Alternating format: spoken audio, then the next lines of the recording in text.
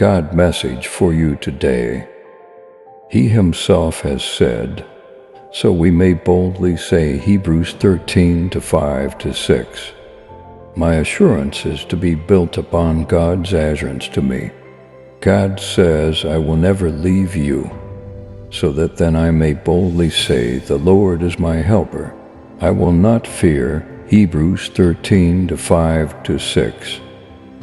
In other words, I will not be obsessed with apprehension. This does not mean that I will not be tempted to fear, but I will remember God's words of assurance. I will be full of courage, like a child who strives to reach the standard his Father has set for him. The faith of many people begins to falter when apprehensions enter their thinking, and they forget the meaning of God's assurance. They forget to take a deep spiritual breath. The only way to remove the fear from our lives is to listen to God's assurance to us. What are you fearing? Whatever it may be, you're not a coward about it.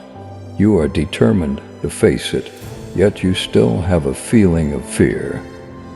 When it seems that there is nothing and no one to help you, say to yourself, but the Lord is my helper this very moment, even in my present circumstance.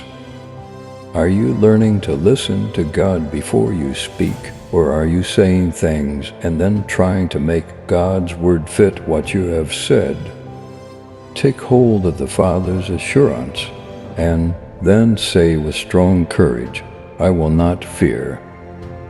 It does not matter what evil or wrong may be in our way, because He Himself has said, I will never leave you. Human frailty is another thing that gets between God's words of assurance and our own words and thoughts.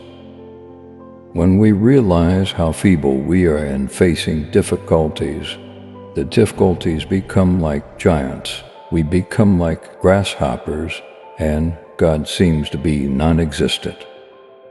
But remember God's assurance to us, I will never forsake you.